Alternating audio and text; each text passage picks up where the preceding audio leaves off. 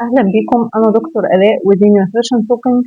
النهاردة يعني الواحد بيحلم بصراحة إن شخص مثلا نفسه يعيش هيلثي لايف أو حياة صحية، وبيتجه مثلا إن هو يروح الجيم، يعمل تمارين، يعمل رياضة، وعايز يعيش حياة صحية.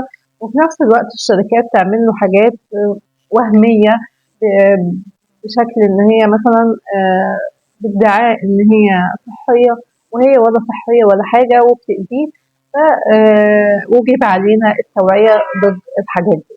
اللي احنا هنتكلم عنه النهاردة هو البروتين اللي بنحطه في مية أو كده وبندوبه وبنشربه بعد الجيم على طول، بداعي إن هو كمية بروتين صحية أو طبيعية ومفهوش أي حاجة ضارة. تعالوا نشوف الموضوع ده. تعالوا نشوف المشروب ده بيحتوي على إيه. خليكم معانا. البروتين بار أو البروتين شيك أو مشروب البروتين اللي بيتشرب بعد التمارين في الجيم، ده عبارة عن وجبة سريعة متنكرة على هيئة مشروب صحي. ازاي الكلام ده؟ تعالوا نشوف مع بعض. قبل ما تستخدم أي بروتين بعد الجيم أو كده، امسك العلبة أو العبوة واقرا المكونات جيد جدا.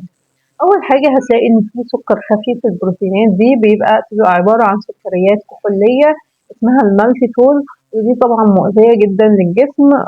أو مثلا ممكن تلاقي سكريات مضافة لتعزيز المذاق، لأن لازم يبقى طعمها حلو عشان الناس تشتريها. ده أولا. تاني حاجة، طبعا البروتين مش بيبقى يعني ما بيحتويش على بروتينات طبيعية كويسة، لا بيبقى مكون من زيوت نباتية معالجة ومعززات للطعم وحاجات صناعية. حتى كفايدة، الفايدة مش قوي.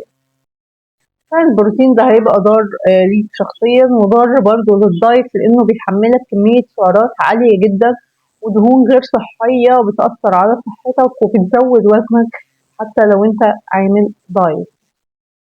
غير كمان اضطرابات في الجهاز الهضمي بسبب المحليات والمواد الصناعية الموجودة في البروتين بار أو البروتين شيك. طيب ايه الحل؟ الحل ان احنا ربنا خلق لنا بروتينات طبيعية كتير جدا.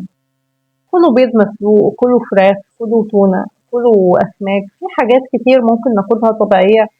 يعني ايه اللي بيجبرنا ان احنا نروح نشتري حاجات صناعية غالية وصناعية وكمان ضارة وبتعيق الهدف بتاعنا اللي احنا رايحين عشانه، اللي هو احنا عايزين نعيش هيلثي لايف، او عايزين نخس، عايزين نقلل وزننا شوية، عايزين نقلل الدهون اللي عندنا، فنروح نشتري منتج اصلا بيزود الدهون المخزنة عندنا ويأذينا. اكيد اي حد، اي شخص ذكي مش هيعمل كده. لو استفدتوا من حلقة النهاردة، ما تنسوش تعملوا لايك، سبسكرايب، وتفعلوا زر الجرس عشان يوصلكوا كل جديد. وإن شاء الله أقابلكم الحلقة الجاية في صحة أفضل. سلام.